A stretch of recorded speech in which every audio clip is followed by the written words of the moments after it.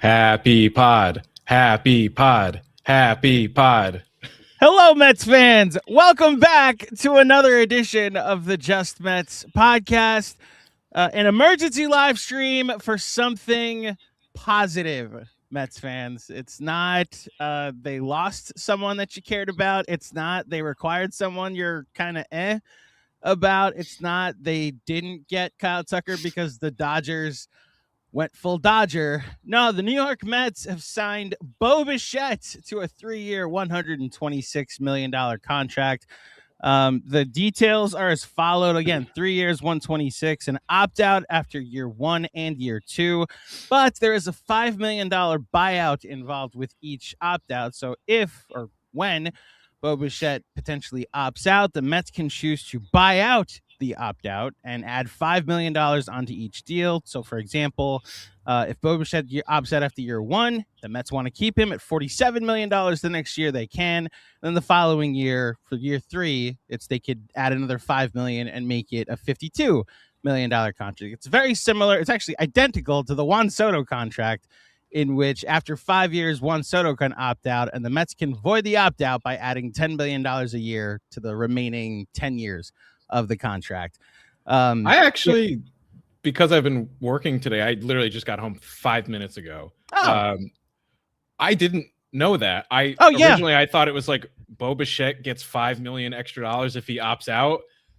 This is where John Heyman should actually more appealing. I was already in before, but I mean, that makes it a significantly better deal. This is where John Heyman should actually write out the details and not just say $5 million bonus in the tweet. Mr. Heyman, he has a full no trade clause. He turned down a 7-year, $200 million offer from the Philadelphia Phillies and will be playing third base for the New York Mets, according to the New York Mets. Rich MacLeod, how are you feeling today, sir? Andrew, to start off, can I borrow a bit from you? Let's do it. I'm always ready. I'm always ready to laugh at the Philadelphia Phillies.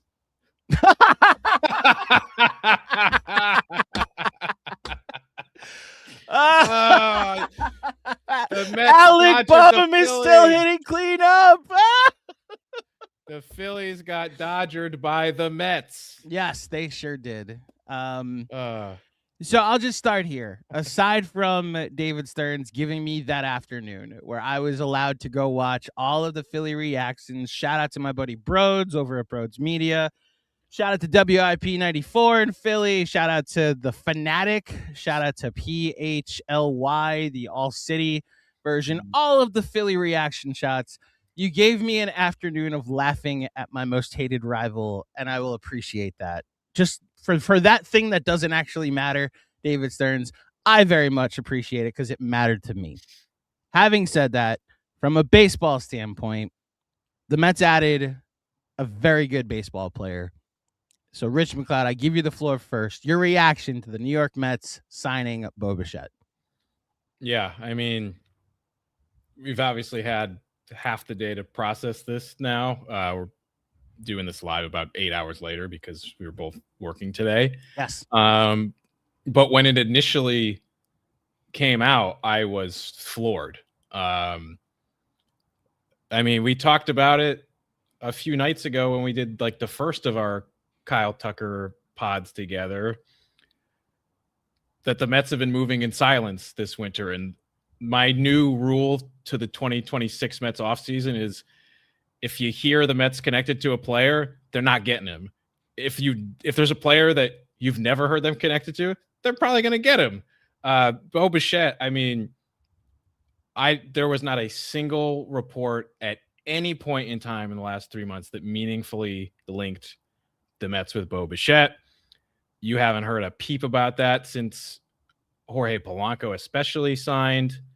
I hadn't thought about it. We talked about it last night when Tucker went to the Dodgers. We were like, it's kind of Bellinger or nothing, because he was so far out of our minds with the state of this infield. The fact that he's going to be playing third base, I think, is really interesting.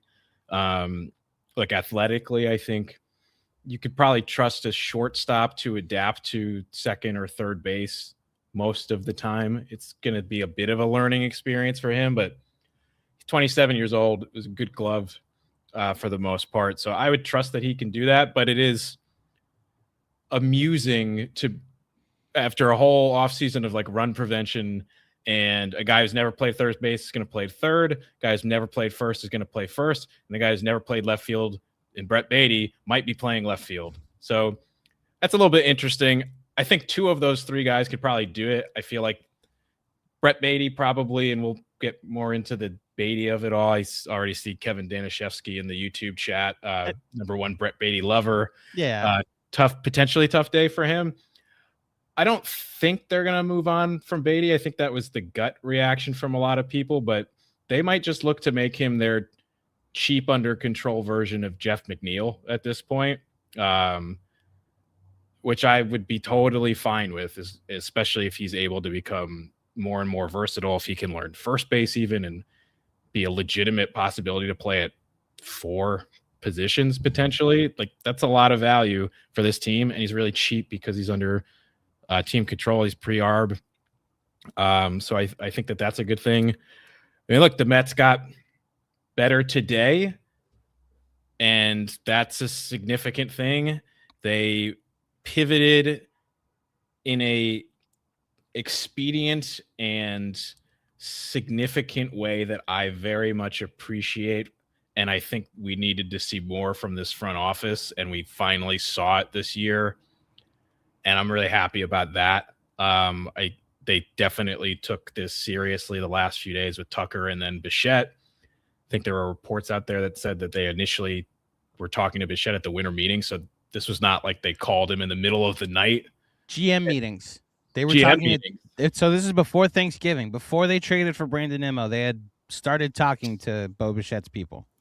Yeah. So look, I mean, I have not a single issue. I don't care how much money they're paying him a year. Who cares? If you're mad about the Pete part of it and you're like, well, how are you going to pay Bichette more money per year than Pete? Let's That's part of it. That's the Pete Alonso against Bo Bichette part. Too fast. Let's pause there.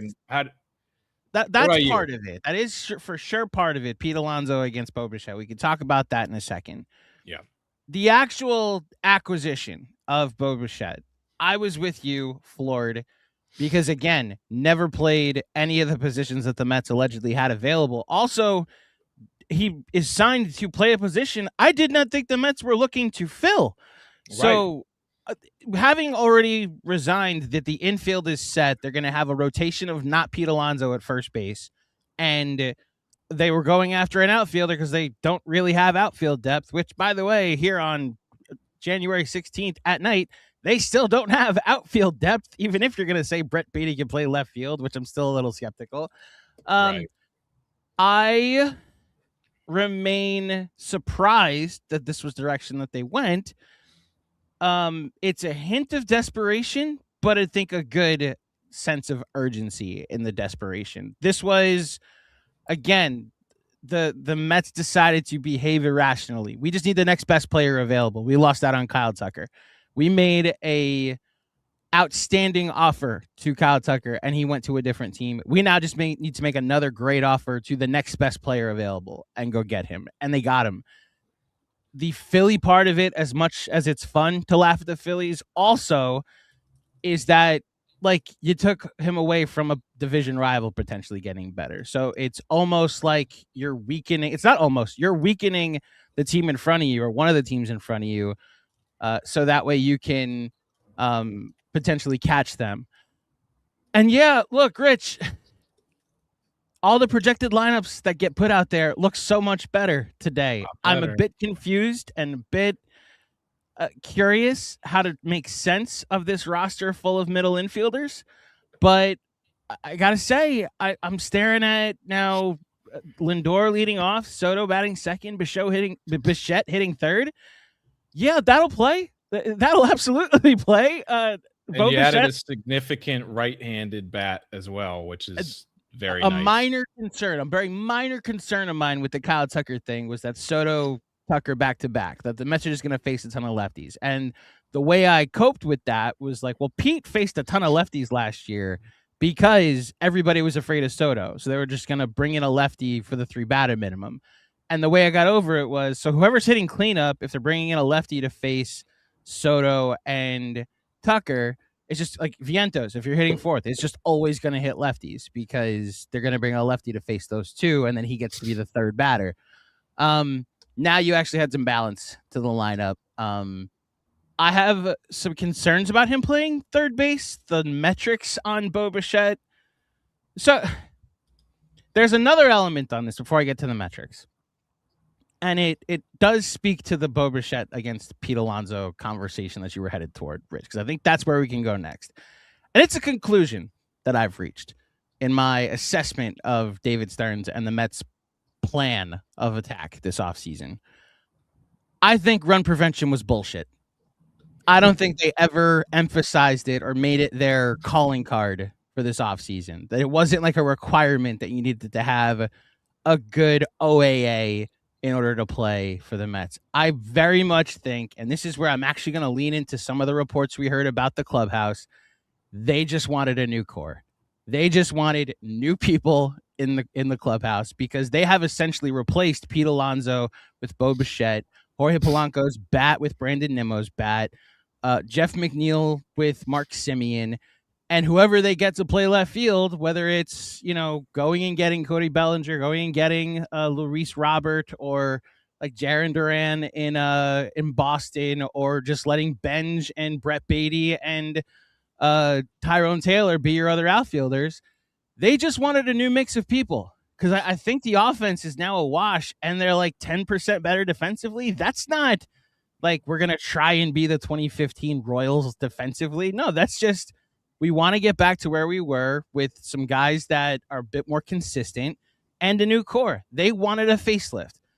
Well, the facelift has now given me a lineup that I could talk myself into this. That top 3, even the next couple guys in the order, by all means, don't stop because I'd like you to go get a left fielder that's actually played left field before. But I've come to the conclusion run prevention was the thing we ran with because David Stearns had a bad press conference where he said the term a bunch of times, like in 2000 when in 2004 when George Bush at one of the debates kept said we're working hard, and that just became the thing everybody made fun of, that he said working hard like 700 times, which was very funny at the time when people made fun of him for it. David Stearns said run prevention, and the media, who just continues outside of Will Salmon to get everything wrong about what they report, they just ran with, run prevention. That's the theme. I don't think it was ever a theme because right now, if we go into opening day with the current roster and Benj makes the team and plays center field on opening day, you will have a center fielder that's never played an inning at Citi Field in the majors. Brett Beatty's probably your left fielder, and he's never played left field in the never played left field at Citi Field. I think he has 1 inning in the majors in left field. Bo Bichette's never played third base, and Jorge Polanco's never played first base. That's not a team that's like my number one concern is run prevention. That's my number one concern is we need to look different. And time will tell if that different look leads to better results, but I'm significantly more confident in this lineup than I was yesterday. And it's why I'm not apologizing yet, because I'd be so much more confident if you didn't botch the Diaz negotiations. But I applaud David Stearns for the move that was made. This is a good deal for the Mets. This is a good step forward toward a competitive team in 2026. Yeah. And I mean, look, if you look at it, and again, I know that WAR, not the end all be all. Some people watching this who are still upset about former Mets who have been let go may feel, maybe just be like, screw you for bringing up WAR at all. But I think it's worth noting, Michael Barron tweeted it out earlier today. Projections for 2026, the trio of Brandon Nimmo, Jeff McNeil, and Pete Alonso, the 3 position players that the Mets jettison this year, projected for 7.7 FWAR this year.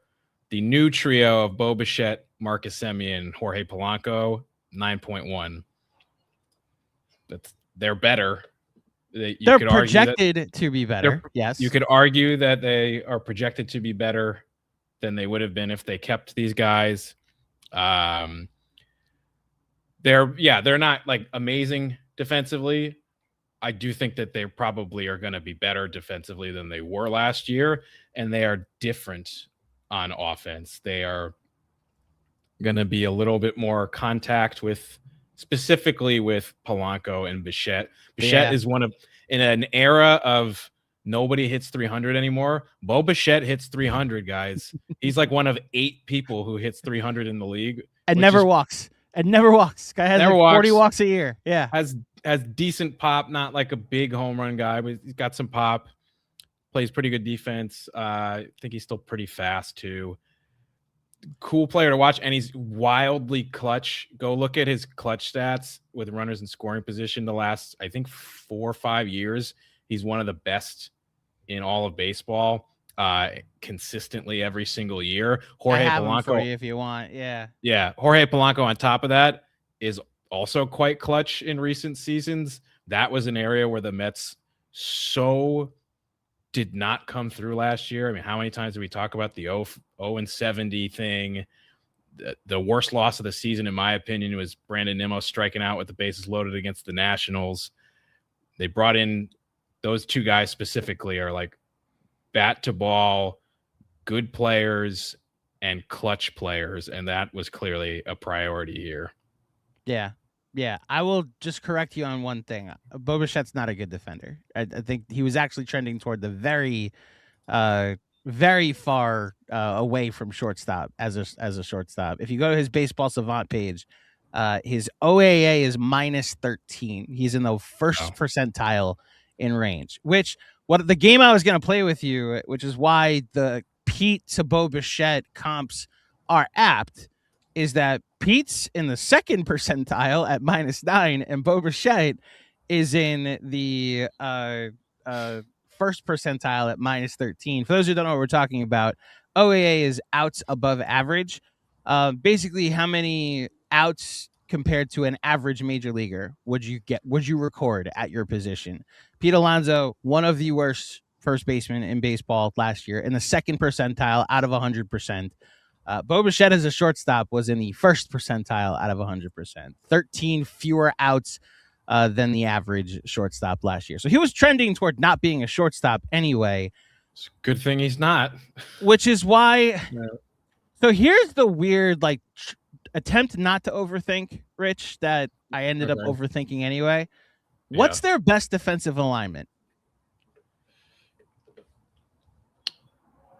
Their best possible defensive alignment is... I wonder if we land on the same one. It probably would be Beatty at third. Yeah. Lindor, Semien, Polanco at first, Bichette DH. Bingo. That's where I landed too. And I don't think that has a chance of happening because they've already committed to him being the third. Not every day. Like every now and then, I'm sure they like. The nice thing is a lot of these guys have versatility. They can mix and match. Semien, not really. He'll be firmly at second base, but Polanco can play 2 to 3 positions. Bichette, you can probably play at third and a little bit of second and DH. And I think DH is just going to be a revolving spot yet again, which is fine. Especially with who you're revolving. It's not just like Mauricio Vientos, Jared Young. It's not Darren Ruff and Daniel Vogelback and Tyler Nake. These are legitimate players. These are bats now, guys that are bat first, which is what you want your DH to be. Yeah. Yeah. So, primarily it's going to be Bichette at third, Semien at second, Polanco at first. I think you're going to see lots of combos this year, especially considering Semien's on the older side. Which is like, it's not a bad thing. Versatility is good. The Dodgers are wildly versatile. I think it's a good thing to have. Your boy's trying to convince us in the chat that Bo Bichette's numbers aren't real, but unfortunately, Kevin, numbers don't lie, as you That was what distracted me. I I peeked over and I saw I'm that. gonna go ahead and do what I do best and ignore Mr. Danishevsky, and just say like my philosophy in the conversation that broke out today of would you rather have Bo Bichette or Pete Alonso has nothing to do with their on-field performance. I got to be honest with you. I think it's very much contract related. The fact that the Mets have all the power here, Bo Bichette wants to opt out at the end of the year. The Mets can decide, you know what? Yeah, we'll sign up for another year. You were productive for us. If they think that $47 million for a 28-year-old third baseman is too much, then all right, go test free agency again. And that's what I like about the deal here is they're paying for the prime of his contract. They're the prime of his career, which, like I said yesterday, is what I thought they were going to do with Kyle Tucker. And I think it's even more realistic to say they did that with Bichette here. So, yeah. The taking him away from the Phillies, the paying for his prime, and yeah, I think they're like a little bit better as a team defensively. They can. Let's get into the left field options now, if it's okay, Rich. Okay, okay. So, Pat Ragazzo, friend of the pod, has tweeted out that, or reported, I should say, reported is the actual term. He's reported that the Mets are still in on Cody Bellinger. When I saw this contract was announced, and look, the contract, the details that they had been talking with Bichette since GM meetings, and they had been talking with Bichette all week in case Kyle Tucker didn't happen, maybe debunks this. But my thought was after Tucker chooses the Dodgers, they call Boris and say, would Bellinger take 3 for 126 with like the exact same contract structure? He says no. Bet. Okay. Have a good night. They then call Bichette's agent, who I don't have it up what his agency is or who he's represented by, but they call him and it's like, hey, that structure we talked about, do you want it? And he accepts it. He's who? Vayner Sports, my old job, not at Vayner Sports, but one of the Vayner agencies. Yeah. I didn't know that. Well, funny. Rich's old employer. I looked at that as the option, that the Bellinger thing was out the window. Let's bring it back up. The confidence meter, like how realistic do you think it is that we're looking at our next live stream being a Cody Bellinger signs with the Mets emergency live stream? I'm not buying it yet. We'd be pretty psyched, I think, if they wound up with both of those guys. Yeah. That would be a big celebration. We'd take 10 seconds to laugh at Yankee fans, all that fun stuff. I just have been pretty consistently like, I don't see how he's not a Yankee. I still don't see it. If the Mets maybe could surprise all of us and offer Cody Bellinger, I don't know, 5 years and however much money they want to give, that would still surprise me to some extent. Aren't the Yankees under like so much pressure here? Like what? Because are they going to have an offseason where they really just didn't do anything and lost Cody Bellinger? Like even their bad off seasons, like they do something. Yeah. I'm not buying it yet. If I had to put a number on it, it's like maybe 15 to 20%. And that's only because of the report from today. I give that an extra like 5 to 10% of credibility. But yeah, man, like, I don't know. I'd be psyched. I'm just like, I'll believe it when I see it. Yeah, I'm not. What's funny is I'm following the lead of your tweet that I'm not even considering this a possibility, which means it's probably going to happen. You know, I'm basically of the assumption that the Yankees actually need Cody Bellinger. The Mets need a left fielder, but they don't need Cody Bellinger. You know, it would be a luxury at this point. Now, I think a necessary luxury. You put together a pretty formidable lineup if he's in left field next year. A lot. Yeah. But I can understand, like, for example, I can understand if they go the route of the trade market to find someone in left field. They have options if they want to, because they've now gone and signed Bo Bichette. Look, I mean, you know, if you were to trade Brett Beatty, Boston needs a third baseman, like Jaron Duran, man. Jaron Duran for Brett Beatty and one of the pitchers. It's not bad. I don't know if Boston would do that, but let's talk about Beatty now. Yeah. Like, are you comfortable now pivoting? This is funny with Kevin in the chat, I know, but like, my premonition was that he would have the breakout year because he was going to get a legitimate shot to be the everyday third baseman. I am a bit, because I've never seen Bo Bichette play third base before, I don't want to call Brett Beatty fully expendable, that you could just trade him and like our third base troubles are taken care of. I know Reimer is in the minors as an option. I know we still have technically Vientos on the team, even though I don't think he is a major league third baseman anymore. We have Polanco, maybe Simeon, although I haven't checked out Simeon's arm strength. But that's the thing that's so mysterious about this team is anybody can play third base. Anybody can play second base. Anybody can play first base. I'm saying all of this because I'd like there to be a world where Brett Beatty could be a failsafe or insurance on the other side in case Bo is a one-and-done player with the Mets. Having said that, if you can upgrade a different position to get a left fielder that's ever played left field before, I would probably do it. And it sounds like you are too. The Brett Beatty for a left fielder, or I'll go a different direction. What if he showcases a Freddie Peralta trade with one of the younger pitchers? I think I would do that too, even though that's a guaranteed 1-year deal with Freddie Peralta, even though I think the Mets could have better luck with an extension if they were to do that. Yeah, I mean, it's a pitcher over 30 Stearns thing. I mean, he's a former Brewer, so and he already extended him once, so would he do it again?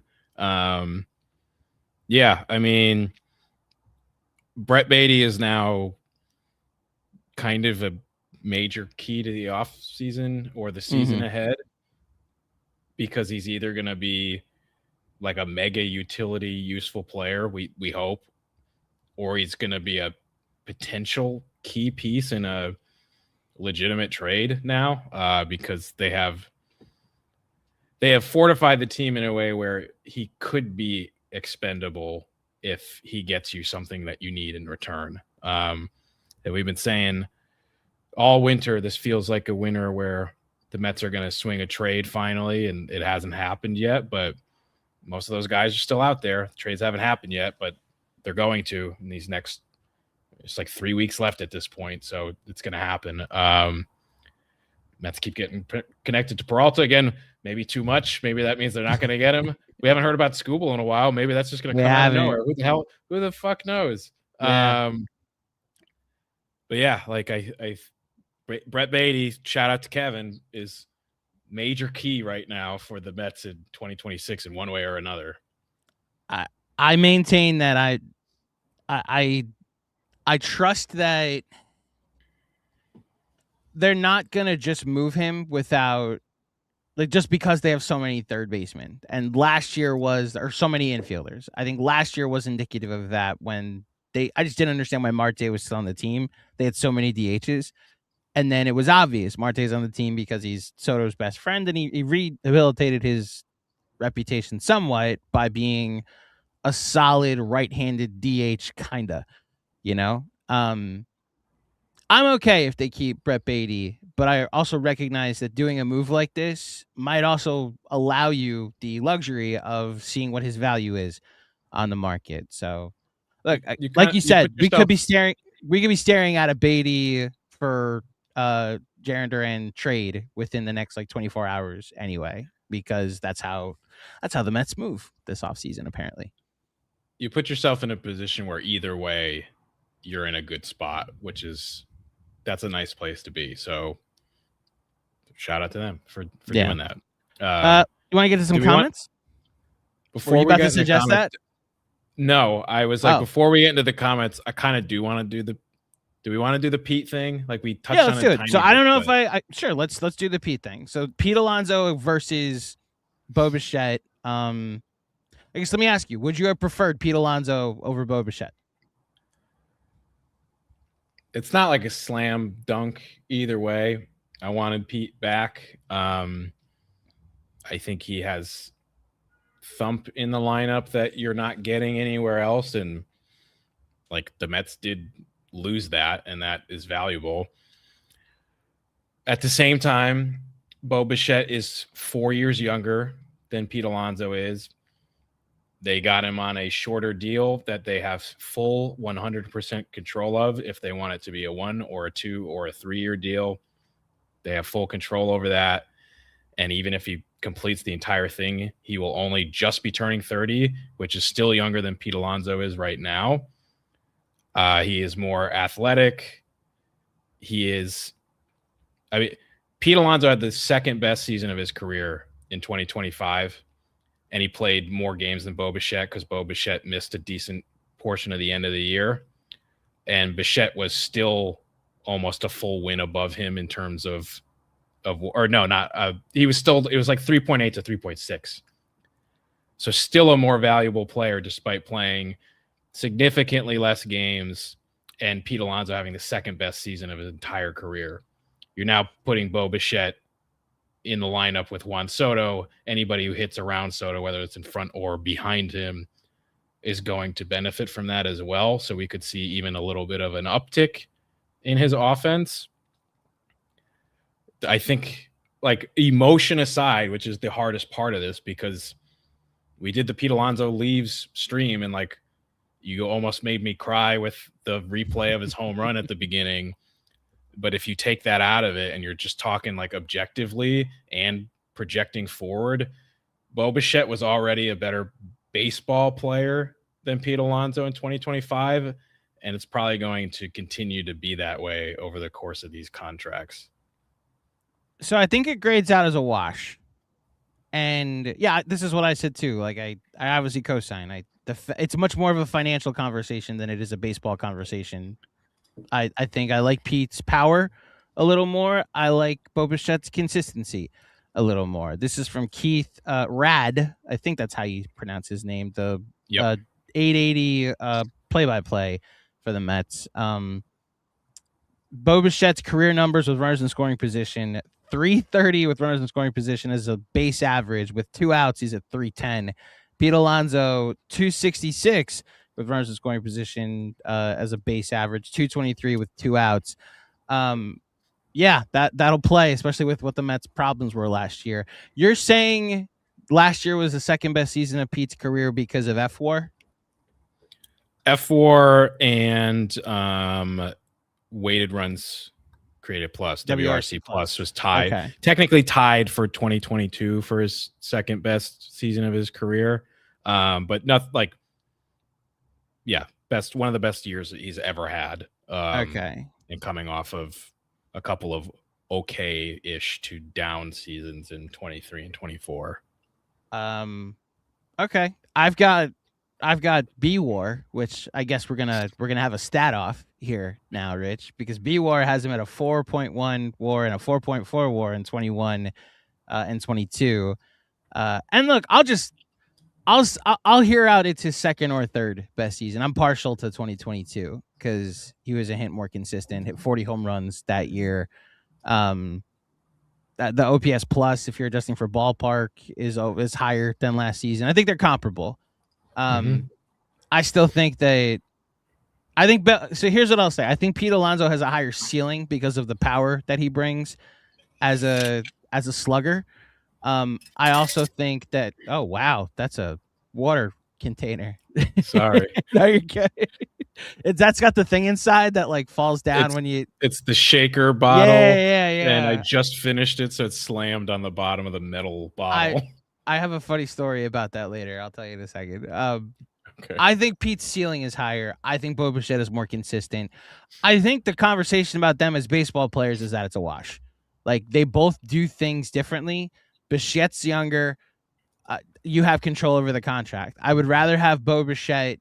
I'd rather have this contract for Bo Bichette, I guess, than Pete Alonso, but I also would have been very fine. You know this. We've talked about this. I would rather have Pete Alonso on the Mets than not on the Mets, but I'm glad they replaced him with somebody like Bo Bichette, if that makes makes sense. I would have been very fine with either one. And I'm glad the Mets have the control over this that dictates when you're 30, we can then decide again what to do with you, you know? Yeah. I mean, I will disagree that it's a wash. So you think it's flat out that he's better than Pete Alonso? He's a better baseball player than Pete Alonso. He's not as good of an offensive player as Pete Alonso. That's what I'm saying. As a hitter, he's a better. I think they're both going to be. We're not evaluating. You have to evaluate them as players, and like on the whole, that matters, and that is something that the Mets cared about this year.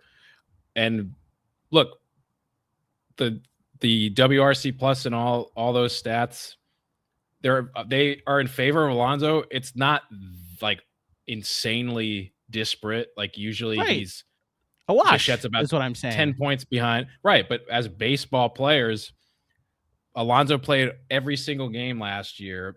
Bichette played only 139 and was still more valuable in both F4 and B-WAR, and is projected to be a full win better than Alonso in 2026. I don't think that's a wash. You know where I am with projections. I'd rather actually see what they play on the field before actually. Okay, well, 2025, when one player played 30 less games, he was still better. He still had a higher. Yes, he still had an all-around better season because of what Pete's defense is. Yes, I think they're both bad defenders and like both DHs, so that's why I'm grading Pete's bad against Bichette's bad. I think Pete brings a power element that Bo Bichette doesn't. Right, but I think Bichette brings elements that Pete doesn't either. Much more consistent, which is reflected. I'm calling it a wash. It's why I'm calling it a wash. But it's not a wash. Okay, how good of a third baseman is he? I don't know. We'll find out. That's my point. We don't know what he's going to be as a third baseman. So as a result, we can only judge what we do know, and it's that Pete was really bad at one position. Bo last year was really bad at another position that gets more action because it's up the middle. And like as a bat, go ahead. Honest question. Do you think Bo Bichette will be a worse third baseman than he was a shortstop this past year? He was very bad shortstop this past year. I would hope that the range issues he had are not as bad because he's healthier.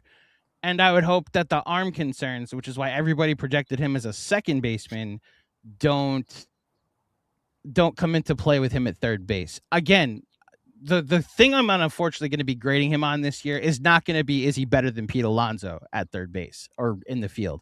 It's going to be, is he better than Brett Beatty at third base? Like, we have a better option at third base already on the team. Now, what I'm hoping is that a healthy Bo Bichette in a technical contract year, because he's trying to get a $5 million raise, will mean he's better.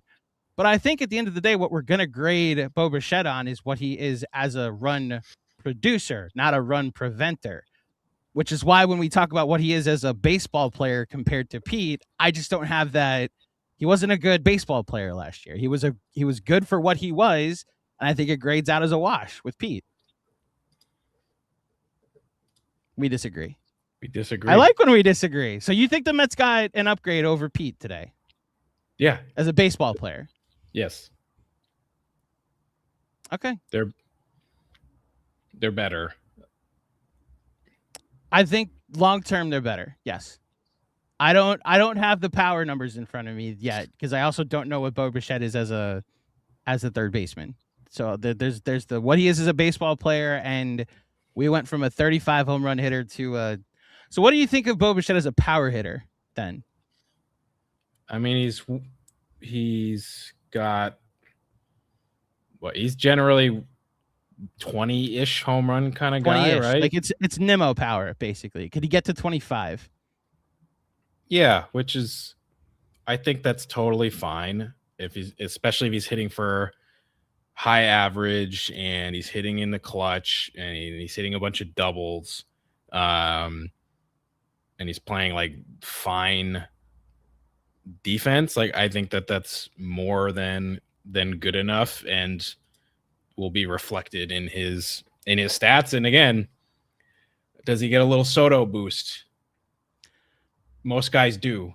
So that's the thing I actually will very much applaud David Stearns is these heavy runners in scoring position contact guys are now going to be hitting behind Juan Soto and Francisco Lindor. Like I'm already predicting the 100 RBIs for Bichette. Maybe you get to 80, 90 for Polanco. The contact guys. Look, that's one of the things I missed about Iglesias is that the 2 out at bats were just, let me put the ball in play if I get to 2 strikes and see what happens. And it led to a lot of good luck for him during the OMG season. Yeah, I do think they upgraded in that position. I guess in my mind, I think they adequately replaced Pete Alonso with someone that is good at things Pete was bad at, even if Pete was also good at things that or is stronger at things. Yeah, they're very different players. Right. And Bichette just nets out a little bit more favorably as an overall baseball player. Whereas Pete is just like more of the classic the slugger, scary slugger in the lineup. Both valuable. I'm not saying I don't want Pete. I'm just trying to take the emotion out of it. Like I'm starting to see what they're doing here. Mm-hmm.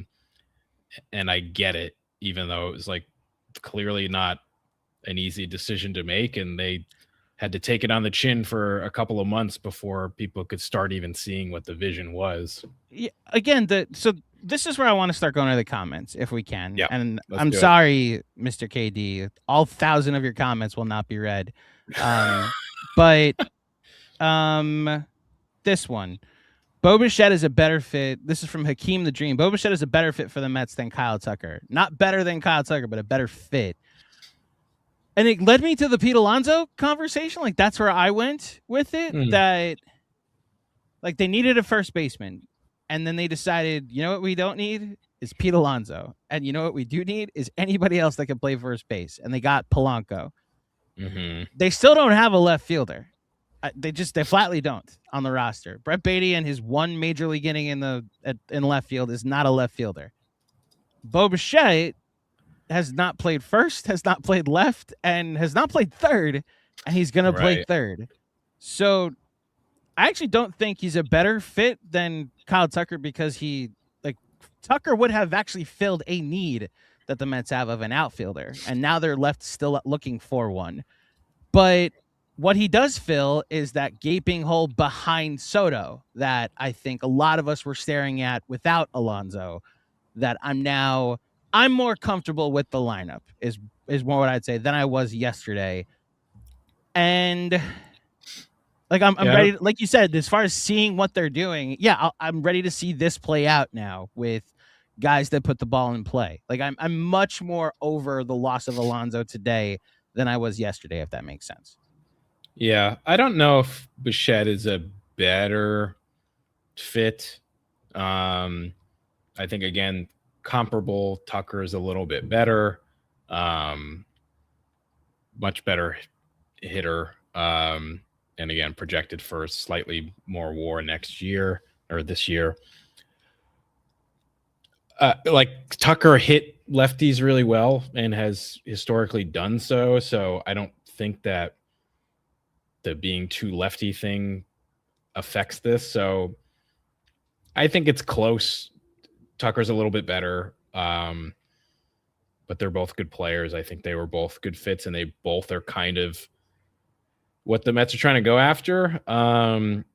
Tucker does seem to get hurt a little bit more. I mean, Bichette did only play 139 games last year, so it's not like he's always healthy either. But you call it copium, it's totally fine because we definitely wanted Kyle Tucker, and I think I wanted him a little bit more than Bo Bichette, but Bo Bichette doesn't have any people saying that he might not love baseball, so there's that. He's also going to cost them $18 million less somehow. Or 15 technically, because the deferred money gets it down to 57. But he's also cheaper than Kyle Tucker. Not that it matters in this tax bracket. No. I think they needed an outfielder, so I would have preferred the outfielder. They also needed a right-handed bat, and they got that today. And what I'm learning now about David Stearns in this offseason, they're going to get the outfielder eventually. And I'm going to be like, oh, okay, this makes sense now. I get it. So we'll see what they eventually do. And I will say, not that I want them to do this. I want them to go get Duran or go get Bellinger or do something unexpected. But if you did get Lars Nootbaar, it's not as bad now because he's hitting like 8th and not playing every day. I don't want him. I don't. Brother, it makes it more It palatable. still remains a punchline if Lars Nootbaar's a Met. I'm just gonna say that right now. I'm gonna be. We're gonna make fun of it, and I don't. Yeah. I don't want it, but you added in a place you didn't expect to add, so it does make it less of a need to go like hard on the other positions. You still want to improve those or have at least more guarantees of people who can like actually play those positions, but you now don't have to go crazy there. You get Austin Hayes. Again, I don't really want him, but you can do that, and it's less egregious now than it would have been. Yeah. A Red Sox fan is in the chat. Are Mets better than Phillies? Are the Mets better than the Phillies, Red Sox, Yankees, or Padres? Let's take it one at a time. Are they better than the Phillies? No. I would say no also. Are they better than the Yankees? No. No, but I think it's closer than it was yesterday. I think the Mets don't have better pitching. Like that's where I'm always going to default. They have better pitching. The Red Sox. No. Again, better pitching. Are they better than the Padres? No. Doesn't mean they can't be, but yeah. I think we're aligned 4 for 4. They're not better than any of those teams. These are 4 teams that made the playoffs last year, and the Mets didn't. The Mets will have to prove themselves, which is fine. Like they very well could be better than these teams, but like could the Mets be better than the Phillies this year? They definitely they totally could be, because the Phillies have not added jack shit. They brought their look at the Mets and their pivot. Like they lost Kyle Tucker, they got Bo Bichette. The Phillies pivot for losing Bo Bichette was bringing JT Realmuto back for 3 years, who's already kind of an old declining catcher. Like he's still solid. He had a bounce back year last year, so it's not like he's unplayable, and God knows who their catcher would have been if they didn't re-sign him. So it's not like the worst move, but it's kind of a funny pivot. And for a team that I would argue that the Phillies really needed to shake things up after the exits that they've had in the first 1 to 2 rounds the last few years. That's not the Dombrowski way. He's going to do it the same way Ruben Amaro did, which is they're going to ride this shit until too long, till it's too late, essentially.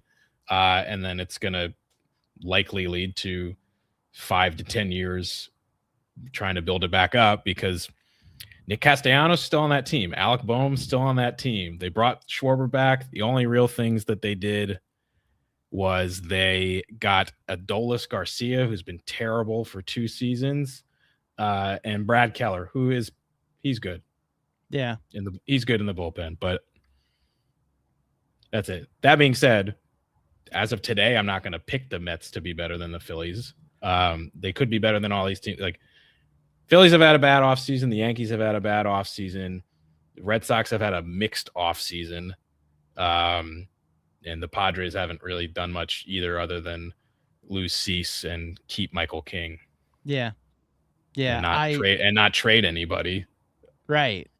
I think this is where I am with Bo Bichette, and this is where it in the context of this question, and maybe this is more what I'm trying to say with the him versus Pete is a wash conversation. I don't think they're better than last year still, if that makes sense. Which is why I'm in my mind saying they're a wash. I think they're maybe an 84 or 85 win team, which is, I guess, technically better. But I'm saying they went from a 17 to a 6 seed. They're not a contender again now. It's going to be the pitching that fixes what went wrong for the Mets last year. Having said that, I'm now of the mindset, at least, that they've got enough baseball everyday players that if you went in as is, I'd be confused who's playing left field, but I'd be like, okay, you're going to give Benj a shot. You're going to see if Beatty can play left, and you're going to have a bunch of guys playing positions they've never played before. And I'll at least trust I'll trust the lineup when they're hitting, to score enough runs. That's more what I mean by it grades out as a net even, and maybe even a net positive, because they have guys that put the ball in play in key situations more. But they're going to have to fix the pitching, is how they get to this conversation being at least one yes. And there's no way that they won't address it. We will be the judges of if it's not enough. But one more thing before you move on to the next comment is, again, I know you don't love projected WAR because projections can be wrong. As of today, the Mets as a team are projected for, give me 1 second. So you've been charting this all year. Yeah, all off season. As a team, the Mets are projected for a 47.4 F4 in 2026. That is the second highest in all of baseball, behind the Dodgers, and that's it. It doesn't mean everything. You could say it means nothing. It's of note. It's the projections would suggest that the Mets the Mets underachieved last year, and they have the talent on the team already without addressing the pitching at all and addressing the outfield at all, both of things which we think are going to happen. Think that the Mets are worthy of being the second best team in baseball. Again, I'm not going to go in strutting my stuff about it, but right. If you want to hold on to something, it's like it's interesting. Again, I think it's the floor that I've talked about. I think those projections indicate that they are projected to have a very high floor. Like the very highest part of their floor is or the lowest part of their floor was what we saw last year. Even with the pitching being horrific and them having one of the worst records in baseball for 3.5 months, they still won 83 games last year.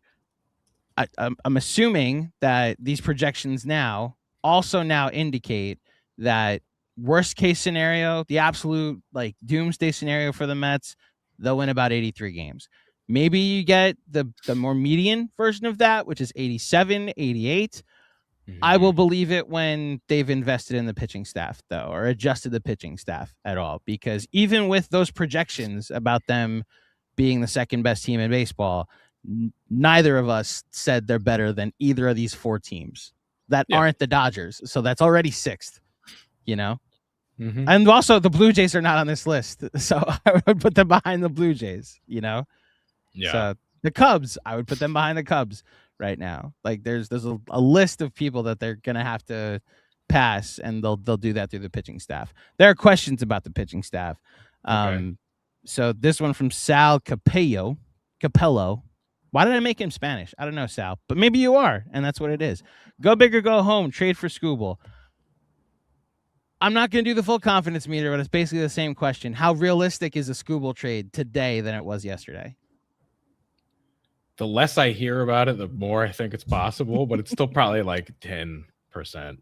Yeah. Because I'm just not sure he's getting traded at all. That's the big thing. If I knew he was getting traded, I'd be like 50-50 with it's the Mets or the Dodgers, and I guess that would make me less confident. So maybe 40-60. But the fact that the Tigers could just be like, take a walk, everybody, like we're not doing it, suppresses that for me. But I mean, my God, if we got to do a Tarek Skubal emergency podcast. Mm-hmm. I'd laugh at all the prospect huggers. I got to be honest with you. And I'd be like, I would bring up how dangerous it is that they just traded for a guy without a guaranteed extension. But I would laugh at everybody that just watches like Syracuse. Of course, I get to watch the reigning Cy Young Award winner, back-to-back Cy Young Award winner. Of course, Kevin doesn't want to trade for Skubal. Yeah, he's wrong. That's what you got to learn, is he's always wrong. I also do not think that Tariq Skubal will be traded. I said in my premonition he'll be a Met because they'll sign him in free agency because the Tigers are going to try and go into the season with the chance to win a championship, or at least get far in the playoffs, because they'll have the best pitcher in any series that they enter into. So that's where I am with Skubal. The next one from Bill Gazinski. Bellinger, Framber, deal for Peralta. Is this do all three of them? Yeah. Let's go. I love it. We talked about Bellinger. I'm less inclined to say that's possible than it actually being possible. I don't believe that's actually going to happen. I think Framber's out the window because the Mets forfeited draft picks to sign Bichette. They would also have to do that for Framber Valdez. They also lose additional draft picks for where they are in the luxury tax. So I think signing both of those players would equal losing 4 draft picks. I don't know that they want to do that, and they might just address the pitching via trade at that point. But you never know. They have had 2 giant international free agent signings in the last 2 winters. They have one of the best front farm systems in baseball. It's not impossible that they just say fuck it and like we'll kind of punt on replenishing it in the draft or in the high part of the draft for a year.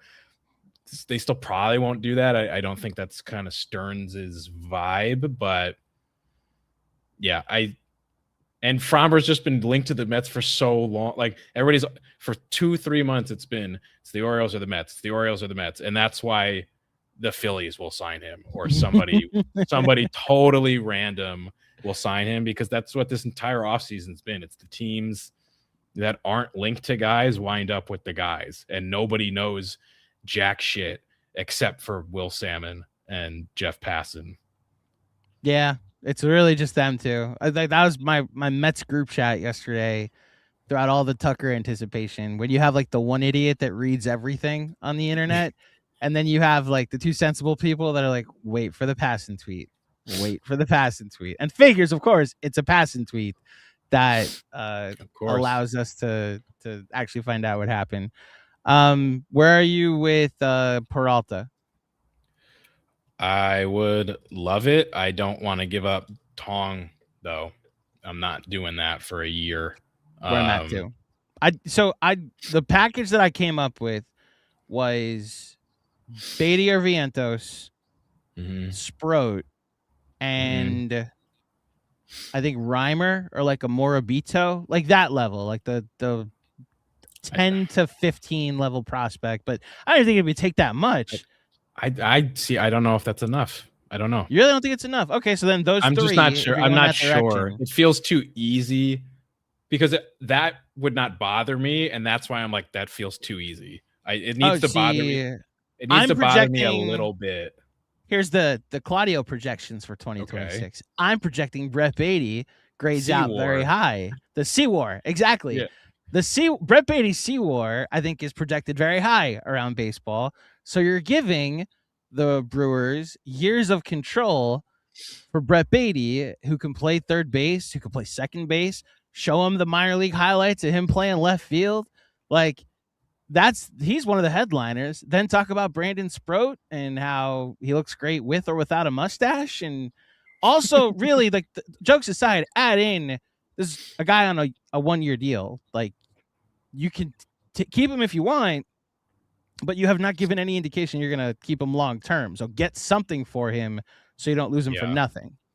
I guess it's just, again, the question is, he's only making $8 million. He is still the ace of the staff of a team that projects to be a playoff team. You don't have to move. You could just lose him for nothing and try to win in 2026, which so they might need a little bit more. Say like, well, just hold on to him. He's not expensive. Although $8 million seems to be too expensive for the fucking Brewers, team. Which is why we're in this mess to begin with the Dodgers. Like, it's your fault, all you guys who don't spend money, and now it's all out of hand.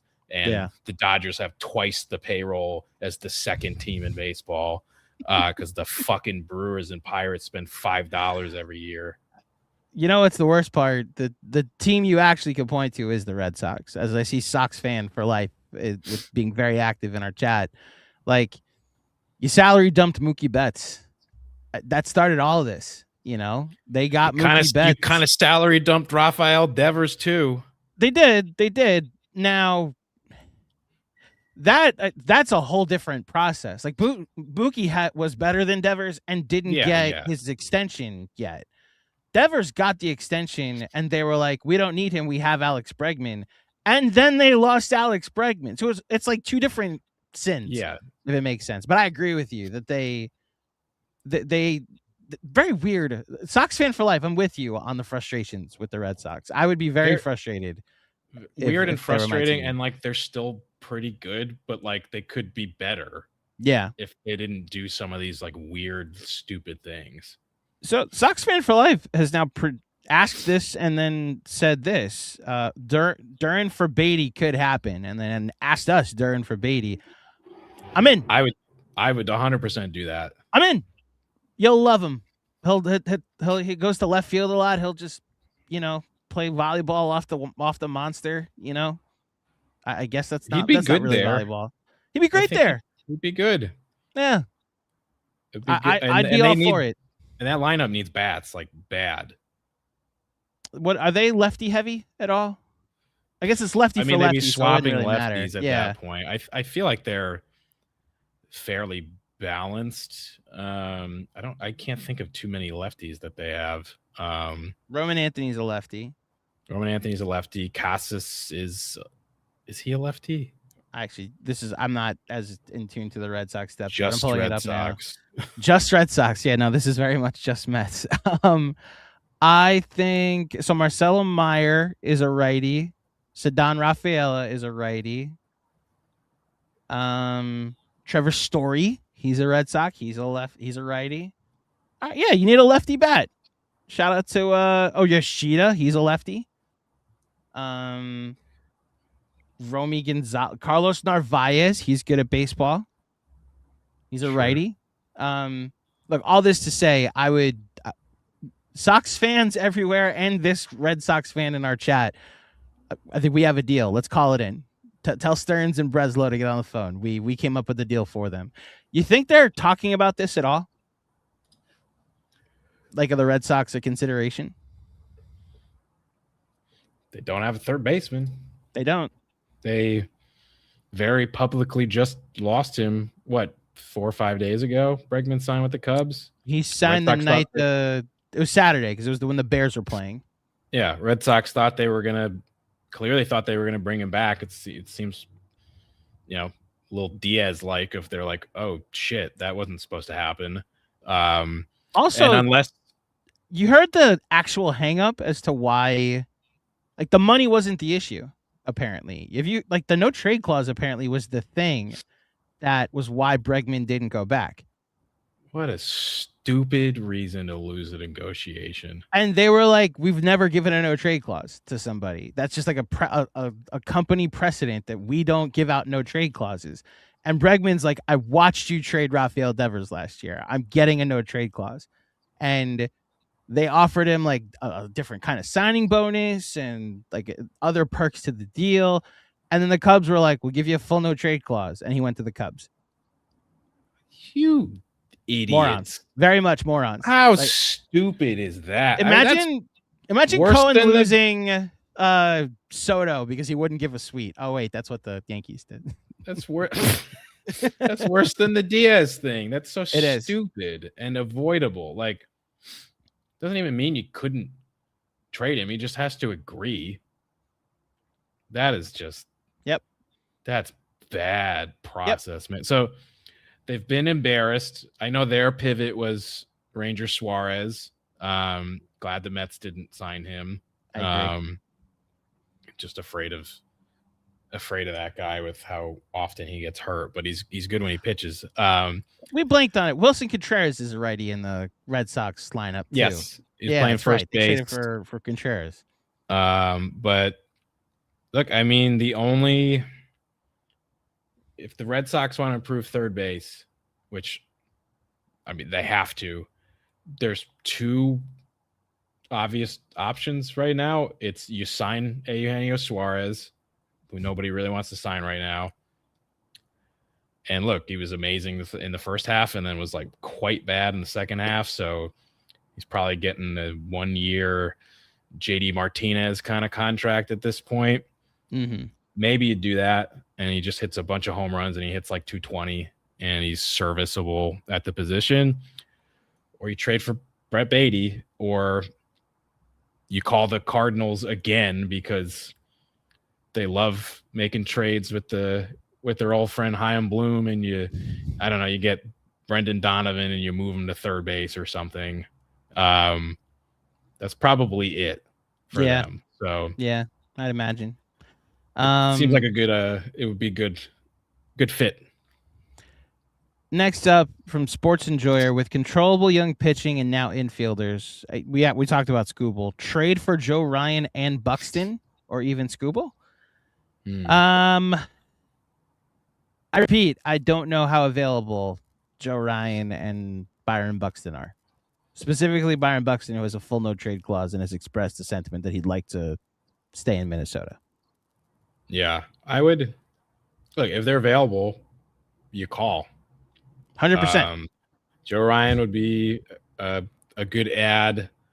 Buxton, wildly talented. His health does scare me, but when he plays, he's one of the best players in baseball, and is kind of wasting away at this point in Minnesota. So it would be cool to see him on a big market team that has aspirations to win. One more from Sports Enjoyer. Skeens isn't being linked to the Mets, so maybe he's next. I mean, if we're going by my new rule book, you'd never know. Nobody's bringing it up. Yeah.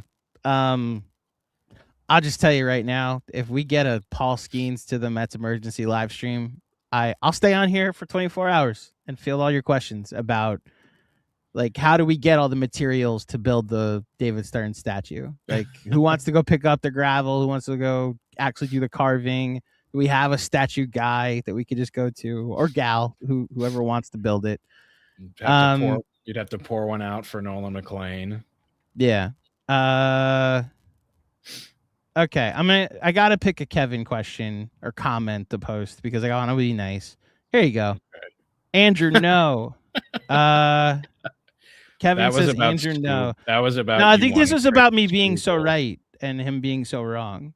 Kevin, I'm sorry. Right. This is just how your life goes, unfortunately. I'm sorry that Mikal Bridges is once again not working out in your favor, nor is your precious coaching change. Oh boy. Anyway, any final thoughts, Rich? Thank you, everybody, for tuning in. We got 2021-84 in the chat, watching live between Twitter and here on YouTube. Any final thoughts before we get out of here, Rich? It's comforting to know that 2,000 plus other people have just as little lives as we do on this Friday night doing this. No, shout out to everybody who's watching live, or if you're listening back later.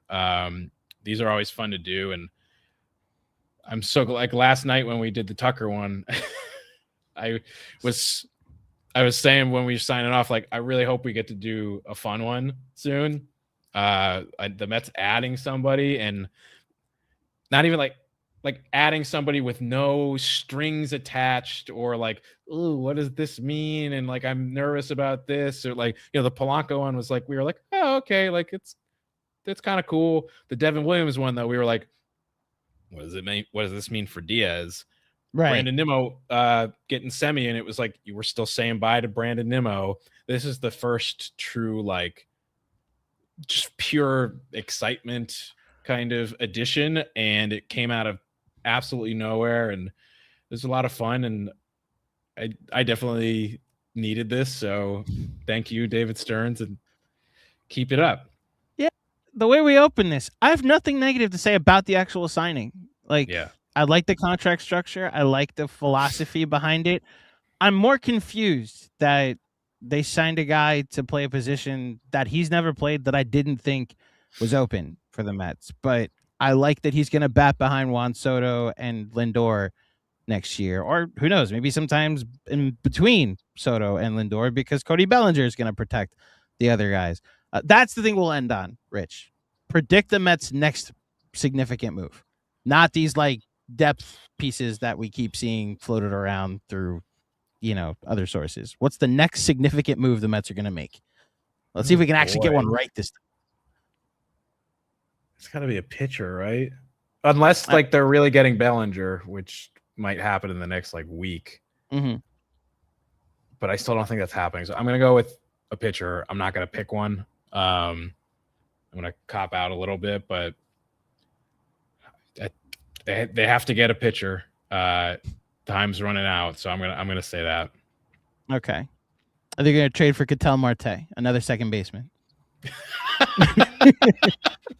It would make the most sense in this offseason. They're just going to get another second baseman. The Padre model of just build the boat out of middle infielders, and you'll figure it out. We'll figure it out after. He's a good baseball player. He can play anywhere. Yeah, and then you just, hey, he can hit. It's like, yeah, but where's he playing? He's like, in the field. Okay, got it. Sounds wherever. Good.